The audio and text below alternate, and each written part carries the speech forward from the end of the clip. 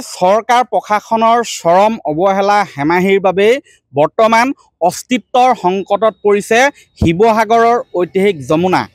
১৭শ শতিকাতে আহোম ৰাজত্বৰ কালত এই ঐতিহাসিক যমুনা খন্দোৱা হৈছিলে।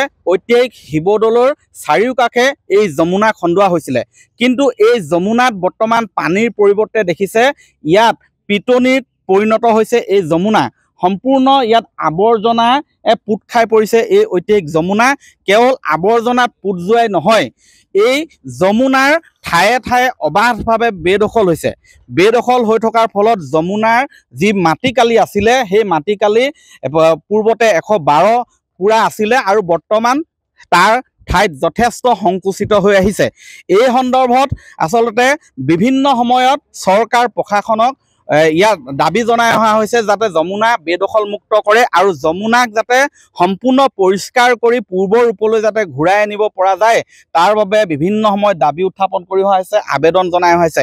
কিন্তু প্ৰতিবাৰে আচলতে চৰকাৰে এই প্ৰতিশ্ৰুতি দিয়ে, প্ৰশাসনে প্ৰতিশ্ৰুতি দিয়ে এই যমুনা বেদখল মুক্ত কৰাৰ, যমুনা পৰিষ্কাৰ কৰাৰ, কিন্তু বাস্তৱত সেয়া পৰিণত নহয়। খুদ মন্ত্ৰী, কেবিনেট মন্ত্ৰীয়ে আহি পৰিদৰ্শন কৰি গৈ যোৱাৰ ১.৫ বছৰ হৈ গ'ল, কিন্তু ইয়াৰ পিছতো ৰূপ একেই আছে, সলনি নহ'ল। ১১২ পুৰা পূৰ্বতে মাটি আছিলে যমুনাৰ, কিন্তু এতিয়া সেই মাটি নাই। আৰু ইয়াৰ ফলত আচলতে বৰ্তমান ঐতিহাসিক যি শিৱদৌল আছে সেই শিৱদৌললৈ সংকট নামি আহিছে, দেৱী দৌললৈ, বিষ্ণু দৌললৈ সংকট নামি আহিছে। মোৰ কাষত দুগৰাকী যুৱ নেতা আছে, কি ক'বা? আচলতে চাওক, যমুনাখন হৈ গ'ল শিৱসাগৰ হৃদপিণ্ড স্বৰূপ। কিন্তু আচলতে বৰ্তমান সময়ত যেতিয়া আপুনি যমুনাখন চাই, যমুনাখন ডাষ্টবিনলৈ পৰিণত হৈছে, এক কদৰ্যময় অৱস্থা। হাবিৰ লগতে এই যমুনাখন এতিয়া বৰ্তমান সময়ত যাবলগীয়া স্থানলৈ পৰিণত হোৱাটো অতি পৰিতাপৰ বিষয়। শিৱসাগৰবাসী হিচাপে আমি লজ্জিত পাইছোঁ। আৰু আমি দেখি আহিছোঁ এই যমুনাখনৰ লগত আচলতে বহু কথা জড়িত হৈ আছে। শিৱসাগৰৰ মাজমজিয়াৰ কৃত্ৰিম বানৰ কথা জড়িত হৈ আছে। ইয়াত ঐতিহাসিক শিৱদৌলৰ কথা জড়িত হৈ আছে, দেৱী দৌলৰ কথা জড়িত হৈ আছে, বিষ্ণু দৌলৰ কথা জড়িত হৈছে, ঐতিহাসিক সমলসমূহৰ কথা জড়িত হৈ আছে। আচলতে এই যমুনাখন সংৰক্ষণ আৰু সংবৰ্ধন কৰাৰ সময় ইতিমধ্যে পলম হৈছে।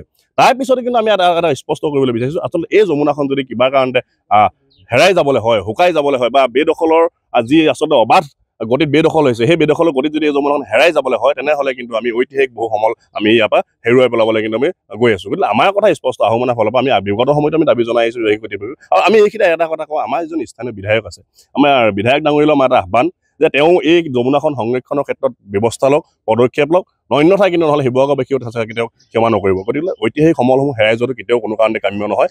সেইটো কাৰণে অতি সোনকালে বিচাৰোঁ মুখ্যমন্ত্ৰী মহোদয়ে যেতিয়া কৈ যোৱাৰ দৰে যে যমুনাখন সংৰক্ষণৰ ব্যৱস্থা কৰিব। গতিকে আমাৰ কথা হ'ল কি, তেওঁ কথা কোৱা কথাখিনি কথাই হৈ থাকিব নালাগে, কাৰ্যৰ ক্ষেত্ৰত পৰিণত। কি ক'ব পাৰ্থ? যমুনাখন হৈছে আমাৰ ঐতিহাসিক এক পৰিচয়। এই যমুনাখন সংৰক্ষণ আৰু শোভাবৰ্ধন কৰাৰ ক্ষেত্ৰত জিলা প্ৰশাসন আৰু পুৰাতত্ত্ব বিভাগে সম্পূৰ্ণ অমনোযোগিতা আমি দেখিবলৈ পোৱা গৈছোঁ। গতিকে সময় থাকোঁতে এই যমুনাখন সংৰক্ষণ কৰক, কিয়নো যমুনাখনৰ লগত আমাৰ শিৱদৌলৰ এটা বিজ্ঞানসন্মত দৃষ্টিভংগী জড়িত হৈ আছে। যমুনাখনৰ লগত শিৱসাগৰ পুখুৰীৰ এটা বিজ্ঞানসন্মত দৃষ্টিভংগী জড়িত হৈ আছে। শিৱসাগৰ পুখুৰীৰ পানীৰ লগত পানীৰ সমতা ৰক্ষা কৰি চলাবলৈ বিহুৰ সময়ত বিশেষজ্ঞসকলে ক'ব খোজে। গতিকে এনেধৰণৰ এটা বিজ্ঞানসন্মত দৃষ্টিভংগীয়ে আমাৰ যিসকল উপপুৰুষে দি থৈ যোৱা সম্পদসমূহ সংৰক্ষণ কৰাৰ ক্ষেত্ৰত কিন্তু জিলা পুৰাতত্ত্ব বিভাগ সম্পূৰ্ণৰূপে ব্যৰ্থ হৈছে।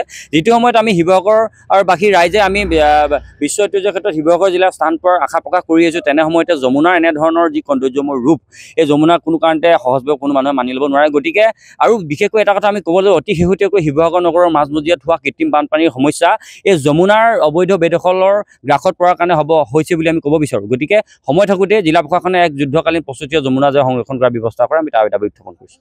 হয়, পশ্চিম যমুনা, যিটো পশ্চিম যমুনা, যি পশ্চিম দিশত যি যমুনা আছে, তাত আচলতে বিগত সমস্যা আমি দেখিছিলোঁ। স্থানীয় বিধায়ক অখিল গগৈয়ে কিছু নেতৃত্ব লৈছিলে পৰিষ্কাৰকৰণৰ, সেইদৰে পৌৰসভাই লৈছিলে, কিন্তু সেয়া সকলো ফুটুকাৰ ফেনত পৰিণত হ'ল। লাখ লাখ টকা ব্যয় কৰি কম পৰিমাণে তাৰ পৰা জাবৰ নিষ্কাশন কৰিছিলে, জাবৰ আঁতৰাইছিলে, কিন্তু সেয়া সম্পূৰ্ণ নকৰিলে, পুনৰ একে পিটনিত পৰিণত হ'ল। এই যমুনা কেতিয়ালৈ আচলতে এনেধৰণেই পিটনিত পৰিণত হৈ থাকিব বা ডাষ্টবিনত পৰিণত হৈ থাকিব, সেই প্ৰশ্ন উত্থাপন কৰিছে। এই ডাষ্টবিন হৈ থকা যমুনা কেতিয়া পৰিষ্কাৰ কৰি সৌন্দৰ্যবৰ্ধনৰ ব্যৱস্থা কৰিব, সংৰক্ষণ কৰিব, তাক লৈ প্ৰশ্ন উত্থাপন হৈছে। অনাগত সময়ত লক্ষণীয় হ'ব এই যমুনাক সুৰক্ষিত কৰিবলৈ, যমুনা সঠিক সংৰক্ষণৰ বাবে প্ৰশাসন, চৰকাৰ তথা পৌৰসভাই কি পদক্ষেপ ল'ব? আপুনি বিচৰা বাতৰি পাব কেৱল নিউজ 18 এপত। নিউজ 18 এপ ডাউনলোড কৰিবলৈ স্কেন কৰক এই QR কোড। গুগল প্লে ষ্টৰতো পাব এই নিউজ 18 এপ।